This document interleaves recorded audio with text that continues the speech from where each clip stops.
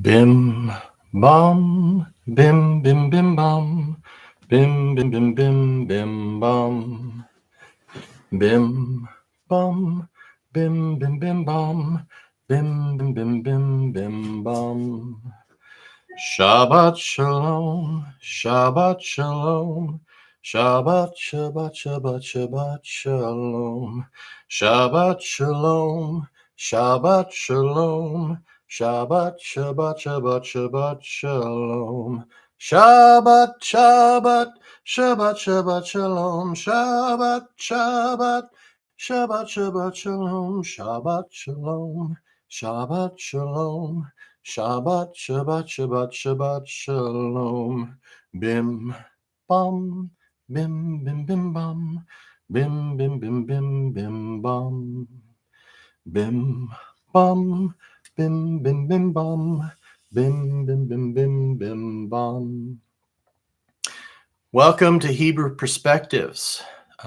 It's where we look at the Hebrew perspective. Because we read a Hebrew book full of Hebrew heroes and we follow a Hebrew Messiah. And so it only makes sense that we look at things from a Hebrew perspective.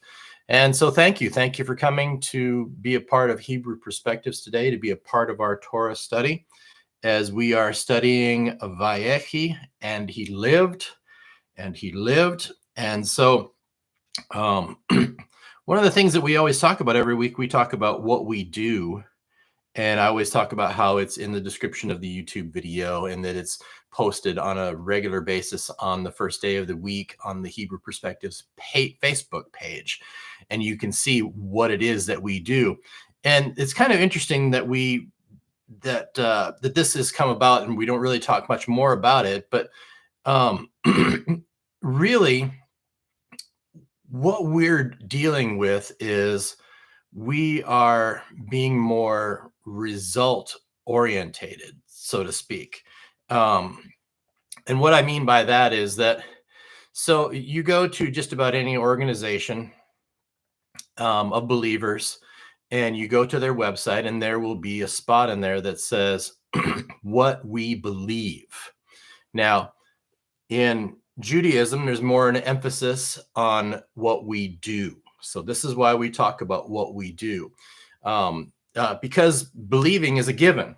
We wouldn't be doing what we do if we didn't believe. Only makes sense, right? So we gather together every week, just as the Messiah and his disciples did, his Talmudim, and we study the Torah. And of course, we study it each day of the week. The exact same things, the exact same days, the exact same content that the Messiah and his disciples studied. So that's a wonderful thing. And what did they study? They studied the Torah. Again, the Torah, it's just a reminder, the Torah is the first 5 books of the Bible. In Hebrew thought, not only is the Torah, the first 5 books of the Bible, the Torah, but also so are the writings of the prophets and the Psalms. Why? Because when you read those, they affirm the Torah. Okay? So then when we go and we read the Gospels, we notice that the Gospels also affirm the Torah.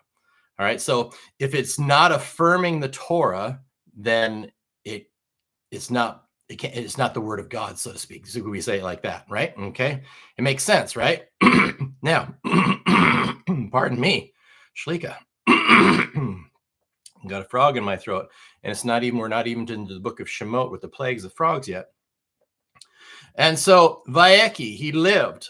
And, again, if I haven't said it, thank you. Please like and share. Hit the little thumbs up button on the YouTube video, the like on the Facebook, and share these. Share them around with your friends, family, strangers, just random people on the street. Hey, look at this video. And remember to subscribe to the YouTube. That'd be wonderful if you did that. Now, let's start like we always do every Torah study. Let's start with the blessing before Torah study. Blessed are you, Lord our God, King of the universe, who has sanctified us with his commandments and commanded us to engross ourselves in the words of Torah. Please, Lord our God, sweeten the words of Torah in our mouth and in the mouth of your people, the family of Israel. May we and our offspring and the offspring of your people, the house of Israel, all of us, know your name and study your Torah for its own sake. Blessed are you, Lord our God, who teaches Torah to his people Israel. Blessed are you, Lord our God, King of the universe, who selected us from all the peoples and gave us his Torah. Blessed are you, Lord, giver of the Torah. And as the blessing says, may Torah study always be sweet to you. You say, well, that was kind of strange. He sang the blessing. Well, there's one thing about being Jewish is one of the things that you can do that helps you to remember blessings is they are sung. You go to any synagogue and they'll have a cantor. A cantor is someone who leads the service, and most blessings are attuned to music. So that we sing the Shema Israel. So we know that, and that helps to remember. And then for those of you that have a prayer book and you follow through the Siddur, the prayer book, you'll notice that the first couple of words, first 1 or 2 or 3 words that are highlighted and emboldened to help you remember what part of the prayer you're at. And those first couple of words help you to remember. So when I mentioned the Modeh Ani, you know that's the first prayer that you say when you first wake up, thanking the Lord for returning your soul to the body, thanking the King of the universe for returning your soul to your body. Great is his faithfulness, right? So there's those things we do that help us to remember and to learn and to have things memorized so that we can have more kavanah, we can have more intent with what we do and what we pray. Again, here we go. What we do. It's about what we do. So let's do a Torah study. How does that sound? All right. So Vayechi, and he lived. Talking about Jacob lived. We are in Genesis chapter 47 and verse number 28. Jacob lived in the land of Egypt 17 years. In the days of Jacob, the years of his life were 147 years. So it starts with Jacob lived. This is very similar to, we go back to the Torah portion of Sarah, Chaye Sarah, which is the life of Sarah. Remember, it's all about the life that you live. So here is talking about Jacob lived. And really, the first 17 years of his life living and having Joseph, those were wonderful years to him. He had his beloved son of his beloved wife, Rachel. 17 years of wonderful raising a son, and then gone away from him, and then comes back, and then he has a final 17 years. And so that's really, really wonderful. So in essence, they say that he really had only 34 good years. Hopefully I'll remember to elaborate on that a little bit more, but let's move on. So let's see, our first source that we're going to jump in today is the weekly Midrash. This is a 2-book set that you can get through Art Scroll. And it's Midrash is kind of like, have you ever heard someone do a sermon and they expound on the sermon a little bit? Here's what they were thinking. Well, the wonderful thing about Midrash and the stories that are included in with the actual Torah story is that you're hearing it from people that they were actually there, and it was passed down from generation to generation. The fill in the blank stories, you can call them, not just things we supposedly think might have happened. There are those opinions, but you'll know that that's because when you look through rabbinic literature, rabbis they differ on what an interpretation of a scripture is. Then again, you also have the different levels of interpretation, whether it's just a lot of rabbis just look at the surface. Some dig a little bit deeper, that this is what it hints at, Remez teaching. The Messiah did this a lot. And then there's what you would call the sod level, the real deep spiritual stuff, the esoteric things that you can find in there. So we're going to talk about here. So Jacob lived. Now, King Solomon says in the book of Solomon in chapter 12 and verse number 28, he says, life is on the path of charity. Now, it is known that our lifetime, our span of our life is contingent on many things. You fall into sin, and it's going to affect your life, not just bodily, but spiritually. And this is what, later on we learn about in Deuteronomy. It's why you don't want to go the wrong way, because it leads to curse in your life. It only makes sense. So now, people in the world today tend to fall upon chance or luck. Some people even believe that when Jewish people say, when a couple gets married, Mazel Tov, that they're saying good luck. 50% of marriages in America fail. Good luck. And that's not what they're saying.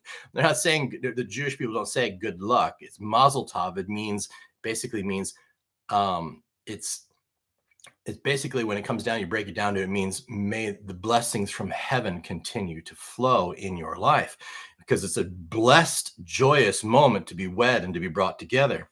So Mazel Tov, right? So people think in their mind in the world today, if I'm lucky, I'll live long.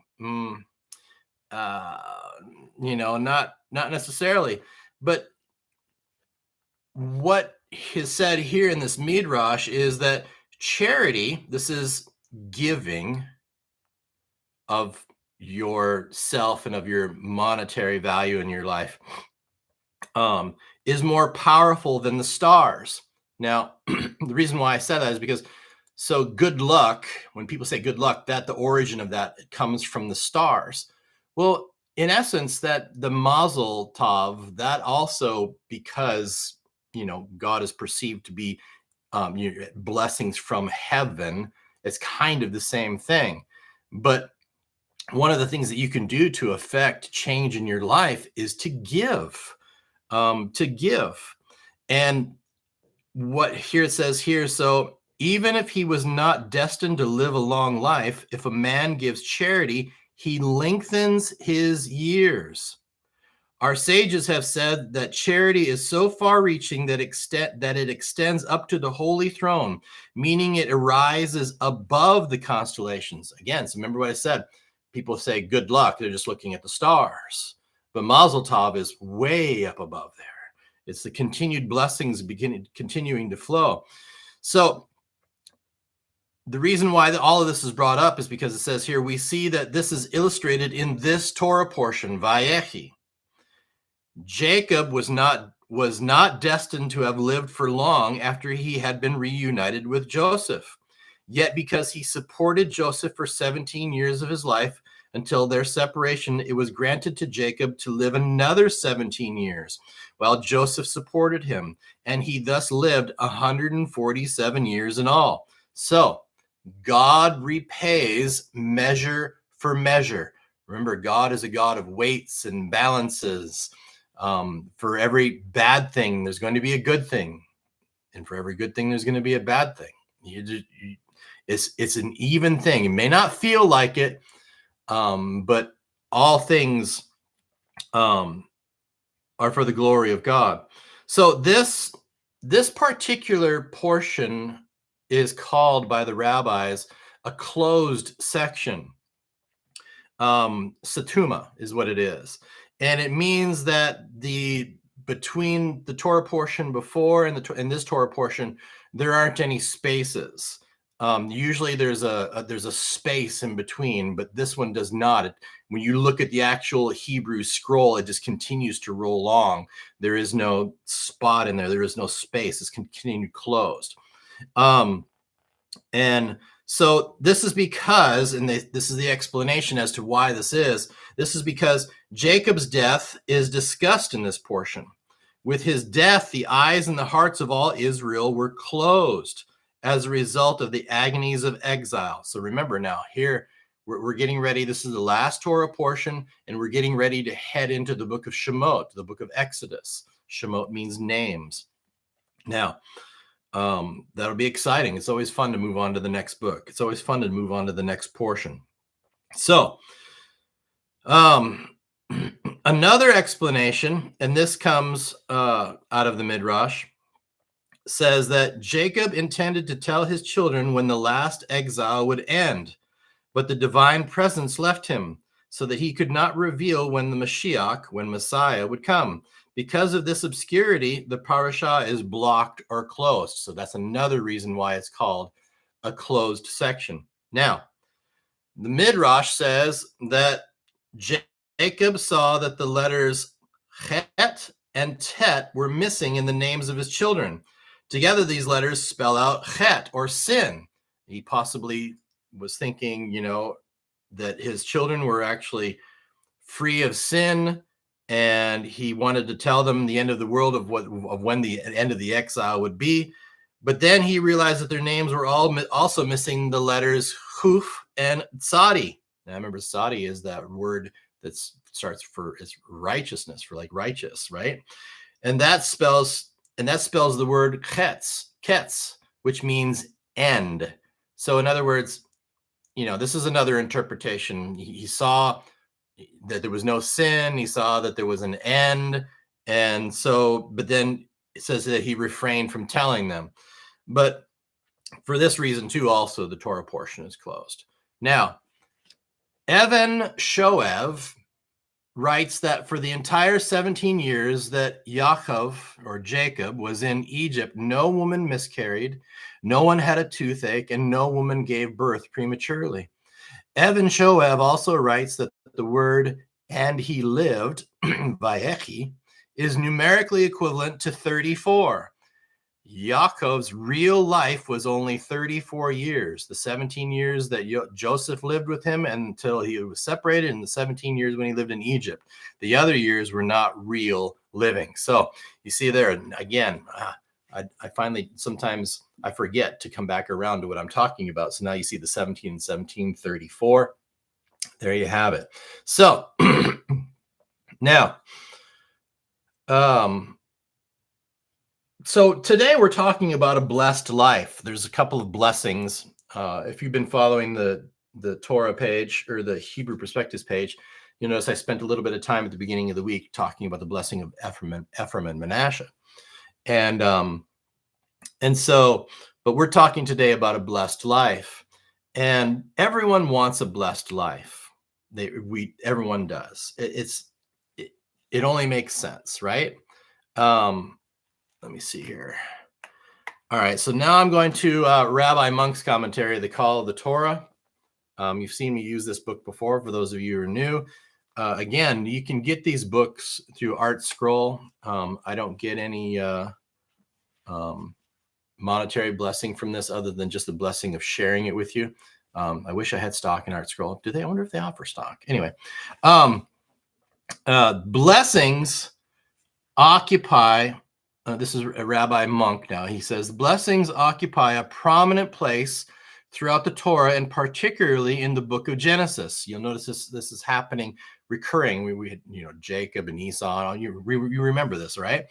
From the time that the power to bless was first conferred on Abraham so that he could bless whom he wanted. This is according to Rashi, and this talking about back in Genesis 12 and 2.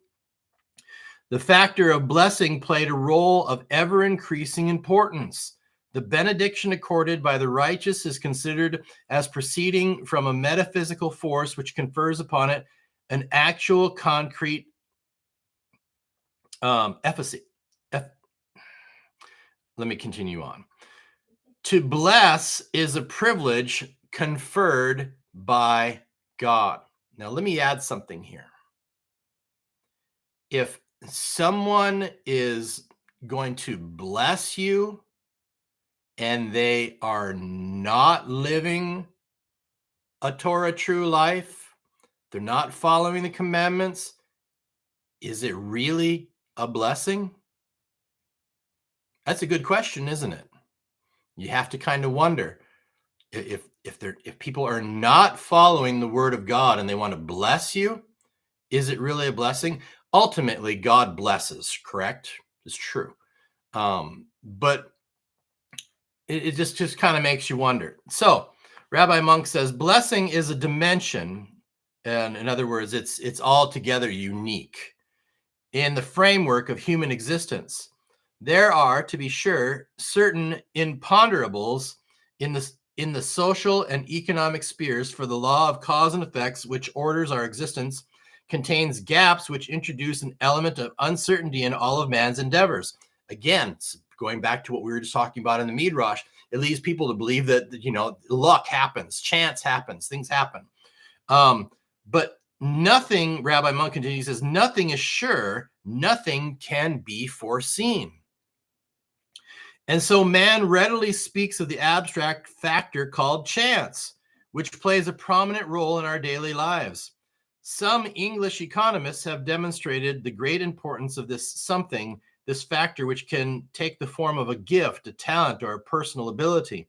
Now, here's what Judaism talks about.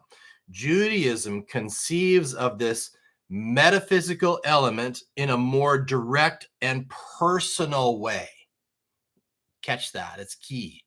Personal way. Where man sees only the effect of blind chance, Judaism recognizes the action of providential intervention. This is the element of, remember we talked about in the beginning, I talked about what we do. Having faith in God is a given, but then what we do falls into that trust factor. Following the commandments, believing that God is not just we're not just living by chance, that he is going to, we recognize this action being providential intervention, that he is going to save us. Many believers today are worried about salvation, and I can understand that. It seems to be something I think I talked about this, but again, we have to understand this. We have to have this understanding deep within us that we are dependent on him. And ein od milvado, there's nothing but him. And trust in him is what builds us and helps us, what we do. Now, Rabbi Monk continues on. He says, it manifests itself as an immaterial factor, independent of human will, coming from a supernatural sphere. It is interwoven into the fabric of our economic, social, scientific, or cultural activities, bringing its determining influence to bear. This is why, and I'm going to talk a little bit more about this, about the 12 tribes, about Jacob's children.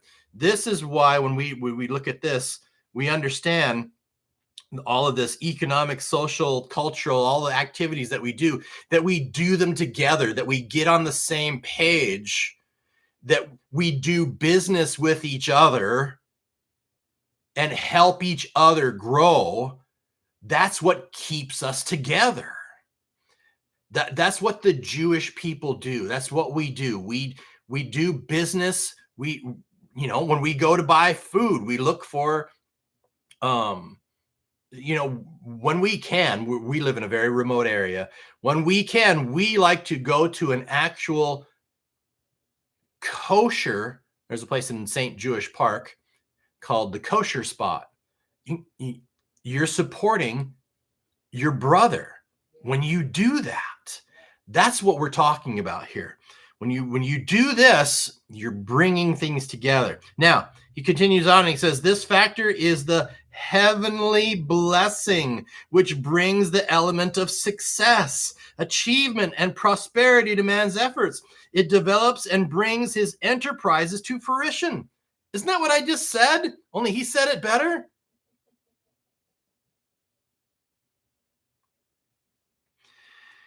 It can neither be foreseen nor calculated, neither counted nor measured. The wish of good luck, which people give one another at each new undertaking and which reveals their belief in a metaphysical factor operating in economic life, is nothing other than the secular translation of God's blessing. It thus constitutes a constructive and creative element in all of our existence. Proverbs 10:22 basically says, God's blessing makes us rich. Finally, he says here, just as the Jews embark on the historic task of constituting an independent nation, the patriarch, before he dies, wishes to confer upon them the divine blessing for success in this undertaking of universal importance. You know, you heard it said, it's like, when a young man goes to a woman's, a girl's father, and he wants to marry her, he wants the father's blessing, right? Because it's going to be a monumental task to take care of a woman all your life. Sorry. I'm going to get in trouble for that one. But you want, this is the blessing that Jacob was wanting to give him, because it was going to be a monumental task for these brothers to come together and make a nation. You know, Jacob he felt like, and he was essentially, he was keeping them together, and that's just the way it is. So we're living a blessed life. Now, there's something interesting about Jacob's blessing. You'll see that later on, when we finished out the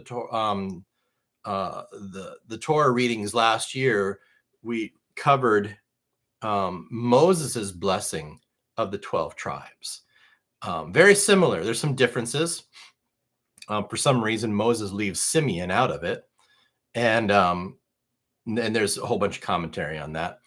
This, I think, is mostly because his tribe was kind of absorbed into the other tribes.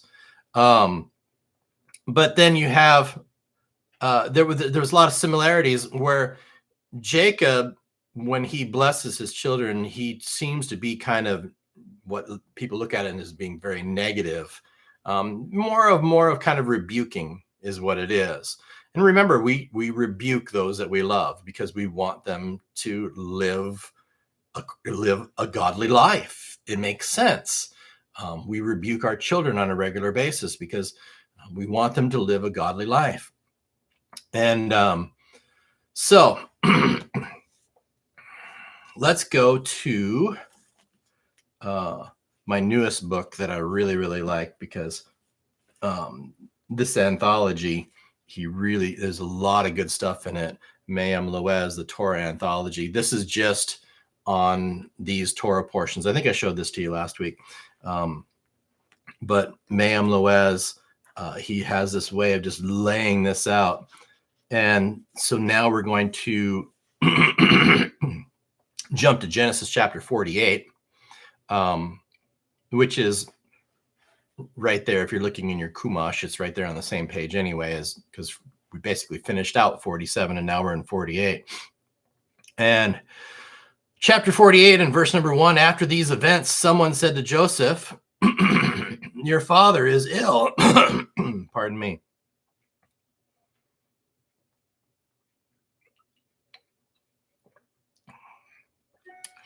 Drinking lemon water loosens the phlegm in my throat. See the lemon swirling around in there like a hurricane, like a tornado. Yeah, that was extra. Okay, so after all these events, someone said to Joseph, your father is ill. And Joseph took his two sons, Manasseh and Ephraim, along with him. Now, there's something interesting, and I remember studying this years and years and years ago. I've been doing this for a long, long time. I started in a galaxy far, far away, and I've come to this universe run by God. From the time of Adam until the time of Jacob, people didn't get sick. And this is understandable because there were fewer people back then. And so, now it's a regular basis where most people, before they die, they usually contract some kind of illness. So here you have all of a sudden this being called to Joseph, and the words, "Your father is ill." So this is a startling realization that something has changed in the world. Okay, something has changed. And so what would happen back then is that before this happened, if somebody would just all of a sudden they would sneeze and boom, drop dead right there on the street. I know this sounds kind of far-fetched, but it's basically what it was. People, and so to this, people would some even do it today. If somebody will sneeze and say your health, or they'll say a good life, to which you would respond, "Blessed is he who brings the dead to life. For your help, I hope, O God." That comes from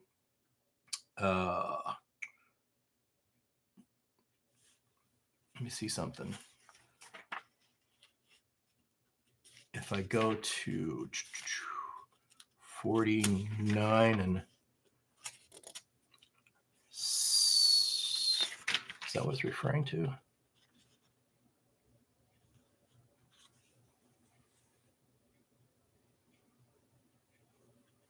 For your salvation do I long. That comes from the 17th verse of chapter 49 in the blessing of Dan.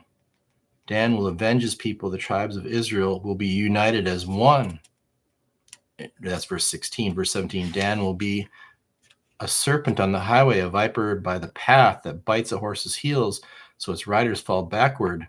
For your salvation do I long, O Hashem. Interesting. So basically what we're doing is we're thanking God for allowing us to avoid death. Then you respond to the person that blesses you, say, may you have many more years of life. So when Jacob had to take to his bed, this is Me'am Loez now, his grandson Ephraim, who was also his student, was with him in the Goshen territory. Remember, Goshen is the gematria of same gematria of Mashiach or Messiah. Live in Messiah, folks. They were living in Messiah. Ephraim went to his father Joseph in Egypt and told him that Jacob was ill. Ephraim was therefore the someone who gave the message to Joseph. Joseph immediately set off to visit his father, taking Manasseh and Ephraim so that Jacob would bless them before he died. Now, it says in verse number 2, someone told Jacob, your son Joseph has come to you. Israel summoned his strength and sat up in bed. Jacob said to himself, although Joseph is my son, I must show him honor since he is a ruler. Verse 3 and 4. Jacob said to Joseph, God Almighty has appeared to me in Luz in the land of Canaan, and he blessed me. He said to me, behold, I will make you fruitful and numerous, and I will make you an assembly of nations, and I will give this land to your offspring after you as their property forever. Now, it goes on to say here that he's saying, God told me that I would give rise to another congregation as well as nations. God told me that I would still father a nation and a community of nations. Back in 35:11, you go back to Genesis 35:11. What does this sound like? Does this sound like the Messiah when he says, I have others? Yeah. Yeah. Now, the nation that's mentioned by God referred to Benjamin, while the community of nations referred to two others besides Benjamin. Since I had no more sons, I realized that one of my sons would give rise to two tribes and thus would be considered as two. I am now designating you as this son. So there's something interesting happening here. So we have 12 tribes, right? Now, all of a sudden, and we see here in the blessing later on with Levi, what is happening here is that so Joseph seems to be kind of out of the picture in the list of the 12 tribes, where now Ephraim and Manasseh are put in there. So we're still keeping the number 12, but Levi becomes a priesthood and they don't have a portion or an inheritance. And now all of a sudden they're not in there, but yet they're still a tribe. There's some kind of the mysterious thing going on here and there. Kind of like when we think about it, boy, I'm trying to think of how I better move on. Verse number 5, now the 2 sons who were born to you in Egypt before I came here to Egypt are mine. Ephraim and Manasseh shall be mine like Reuben and Simeon. And I think I talked about this earlier in the week on the Facebook page, just like Reuben and Simeon. So he made them his sons.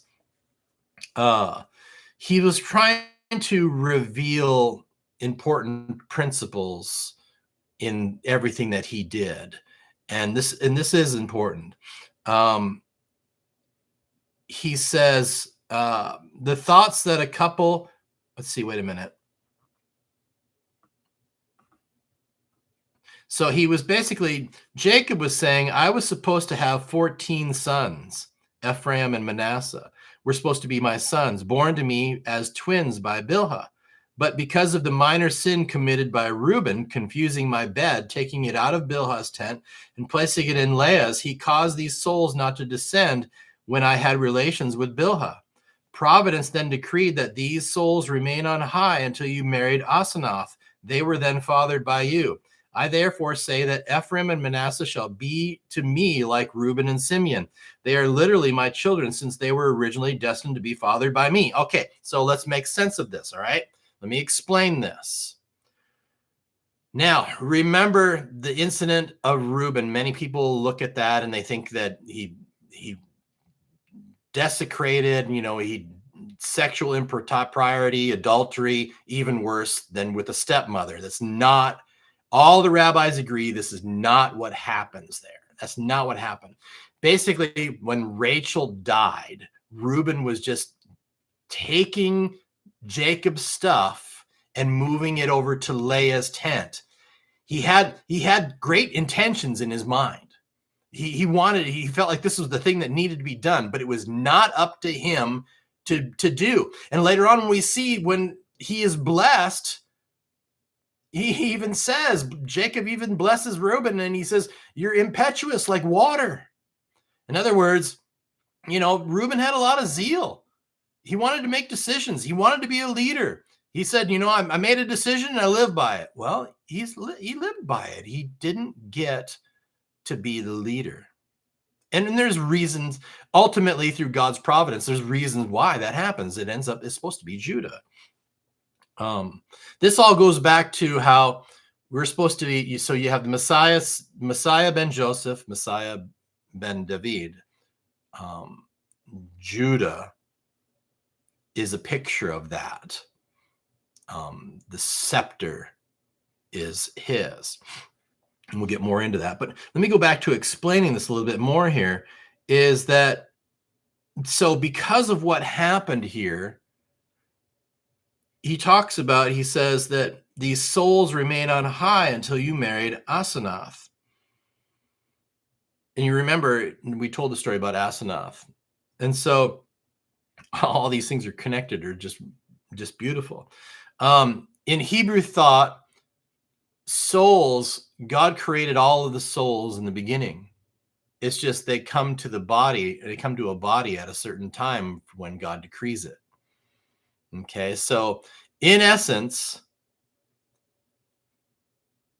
all of our souls were at Sinai when the 10 commandments were given, when the Torah was given. So this is how we are connected. Yes, he spoke in the 70 languages of the world, and the Jewish people accepted it, and all the strangers that were with them, 2.4 million, Now you have all of these people are all people of God. But everybody's soul was there. Everyone's soul was there to hear it. All right. Let's see. Was I going to? Ma'am Loez goes into this. There's just fascinating stuff with having to do with somehow Jacob felt like he was like he needed to apologize a little bit to Joseph about his mother being buried, or some would say, just out in the middle of nowhere. And it's like, why wasn't this something that he could have explained earlier? But the timing was right for this because of the strength of people realizing that they were going to be lifted out of exile at one point. We are going to be lifted out of exile at some point. And then that's something that people think about. That's why end time preachers are so popular, because people have this feeling that they want to be relieved from the pain and the pressure of life. But the pain and the pressure of life is what gives us the strength to do what we do. It helps us in our belief. But he felt like he needed to say to Joseph that the reason why she's buried there is because prophetically, she's going to be there for when the children of Israel are captured and carried off to Babylon, and they will go by her grave, and she is the one that prays for them to be released from exile eventually. And then 70 years later, they are. So now let's go to, a lot of folks asked about this book, and it's a really good book. This is the Art Scroll commentary on Bereshit, the book of Genesis. And so we are going to go to where it says here, so now we're going to chapter 49, where he's going to bless his children. And we already talked about how blessings are very prominent, and they were very prominent in this time. But then we come to the part where it says, assemble yourselves. Assemble yourselves. They came around, and they remember, something about assembling together. God really loves it when we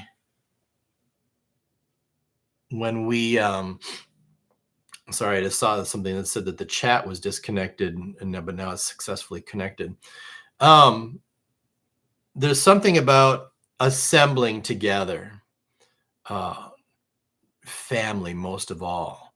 When we come together as family and share amongst each other, this is something that God really, really loves. And since he loves his people so much, he loves when they assemble together. Rashbam notes that the 70 souls who came to Egypt back in chapter 46, verse 27, had multiplied greatly during the 17 years since their arrival. Hence the term assemble. Yeah, that's a big word. Because there's, in just a short amount of time, living in the land of Goshen, being blessed, they grew in large number. Now, according to Ha'amek Davar, this was called his sons only, because the verb for the word assemble is a verb referring to a selective gathering of individuals for a specified purpose rather than general assemblage of many people. Again, like I was telling you, some rabbis don't always agree with you. Agree with each other. Where there are two Jews, there's three opinions. Now,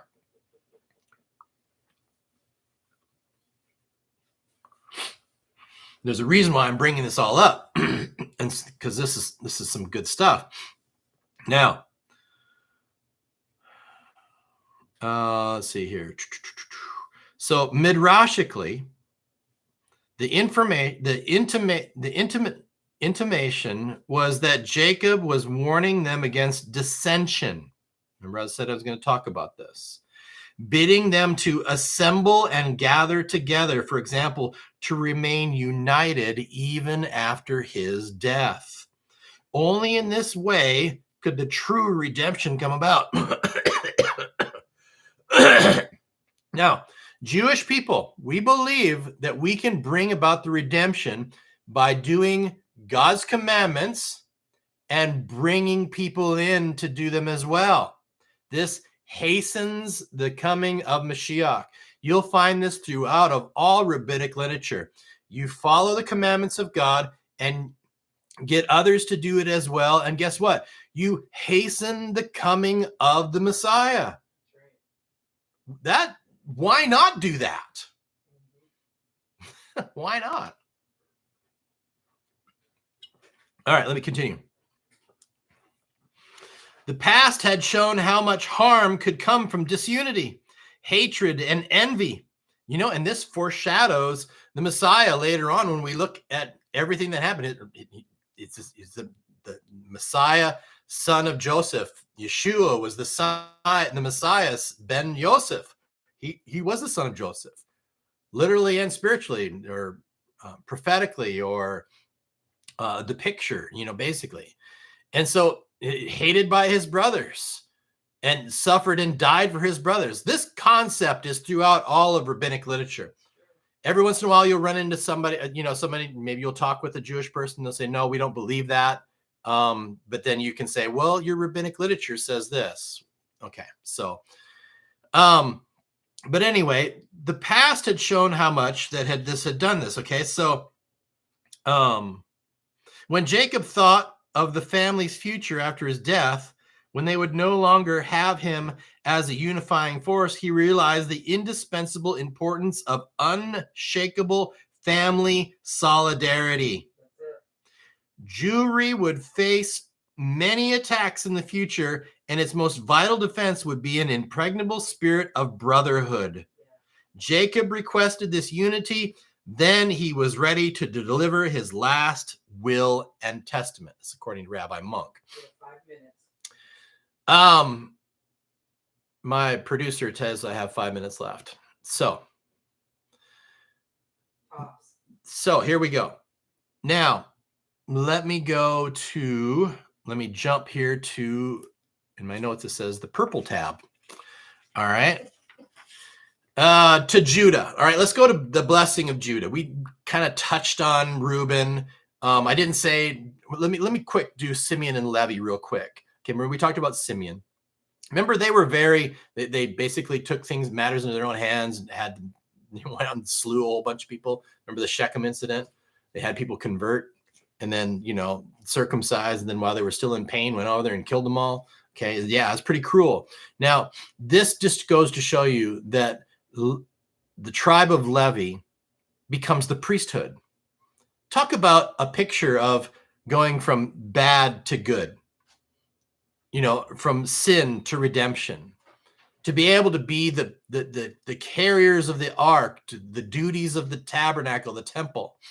Isn't that wonderful? And the blessing says that they are dispersed. And then I think of one of the duties I thought came to my mind when I was reading this, one of the duties that they had, that when the temple was being rebuilt and Ezra and Nehemiah found the Torah scrolls and they began to read them out, they had the sons of Levi go throughout all of the congregation that were listening to help the people to understand what was being said. One thing about the tribe of Levi, and we'll see that throughout all of the book of Shemot, through the book of Exodus, is that they were the one tribe that kept true, whereas the rest of them tended to assimilate and become idolatrous. And this happens. You can see the cycle of this happening over and over and over again. But now we come to Judah. And there's an interesting midrash that basically says that, Judah is standing there and he's hearing these rebukes. And what would you do if you were hearing this? You remember your sins and you'd be kind of like, be like one of those students in class trying to hide behind somebody else so the teacher doesn't see you. But he gets to Judah and he says, your brothers shall acknowledge. That translation of acknowledge follows what Radak says, and he explains it as they shall ascribe majesty to you. This is important. who was Yeshua? He was the king of the Jews, right? Rashbam similarly explains that the word majesty, that they will ascribe majesty to you after censoring the older son, stripping root. Wait. Let's see here. Their backs. Oh, wait a minute here. They will ascribe majesty to you after their.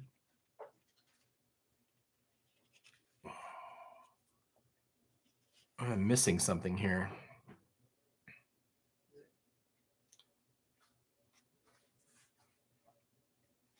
Okay.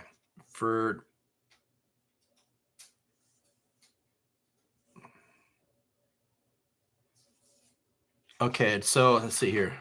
Okay, so after censoring the older son, stripping Reuben of his privileges, and scattering Simeon and Levi, Jacob returned to Judah. To you, he said, your brothers will concede the kingship. Remember, he is, he will lead to the Messiah, son of David as well, right?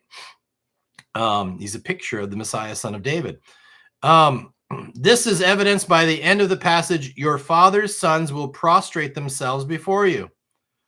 Now, Chizkuni interprets it in the sense of praise. Your brothers will praise and respect you, since the success will come through you.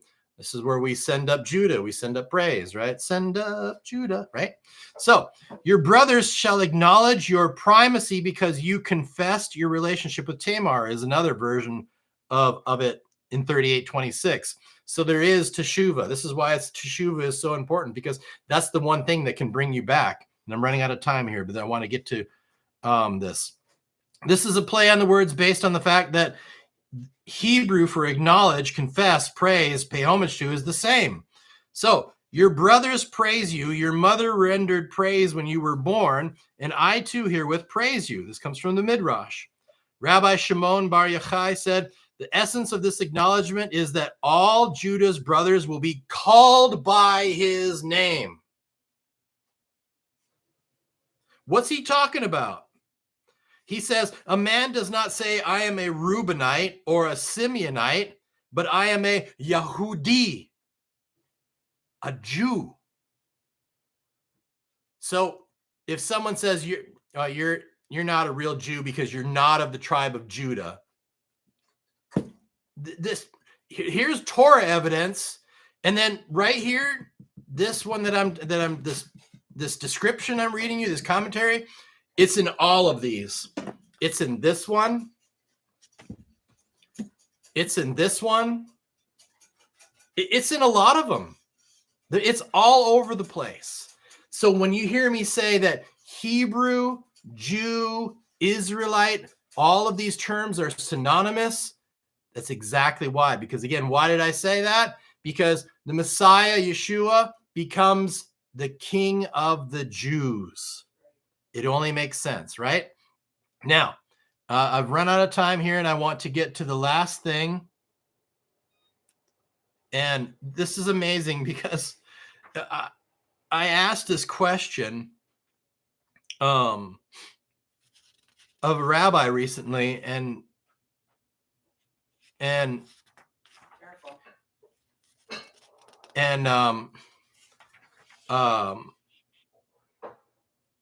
let's see, where am I? Oh, okay. And I've done this before. I've asked, I've been asked a question, and I have to say I don't know.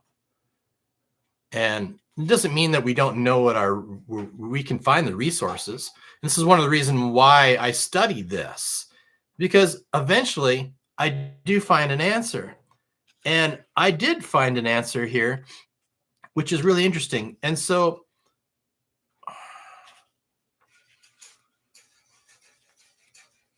I seem to have lost my place, and I'm running out of time. Let's see here. Maybe I skipped over this first part too quickly. Let me go back to here. Pardon the interruption.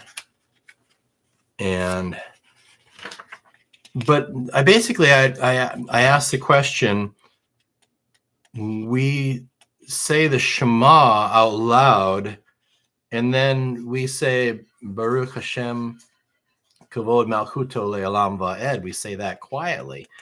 Where does that come from? And for a long time, I looked for an answer for this. And then I know it's in here, but I'm just going to have to explain it to you. So basically, and I'm going to finish with this.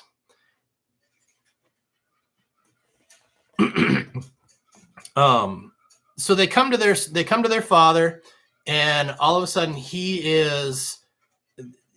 You can imagine the situation. All of a sudden he's about to tell them the end of days, what's going to happen, when the exile is going to happen. But then he must have noticeably looked different as the Shekinah left him. And at this point, here is something that I found, and right now I must have marked it wrong. Forgive me. But basically, at this point, his sons all unanimously said, "Hear, O Israel, the Lord your God, the Lord is one." They said the Shema, addressing their father by name, because knowing that his name is going to be a nation. That's the only reason they could address him by his name. Otherwise, you don't normally address your father by name. Right. I don't go around saying, "Hey, Wally." And I don't, I call him Dad. Baby, your time's up. So I'm being my editor. I'm told my time is up, and so I guess we're going to have to leave a cliffhanger on this. But at this point, it's Jacob that says, "Baruch Shem Kavod Malchuto Le'olam Va'ed." That would be in addition to Torah in thinking and the thoughts later on, but it's the words of Jacob. And so this is why the Shema is said out loud and the Baruch Shem is said quietly, because it's not actually part of the Torah. But on Yom Kippur, it's said out loud, declaring redemption. I've got to go. The only reason I would go over a little bit, but I've got another Zoom that I need to go to. So may the Lord bless you and keep you, guard you. May the Lord shine his countenance upon you and be gracious to you. May the Lord your God turn his countenance toward you and grant you peace. Bim, bam, bim, bim, bim, bam, bim, bim, bim, bim, bim, bam.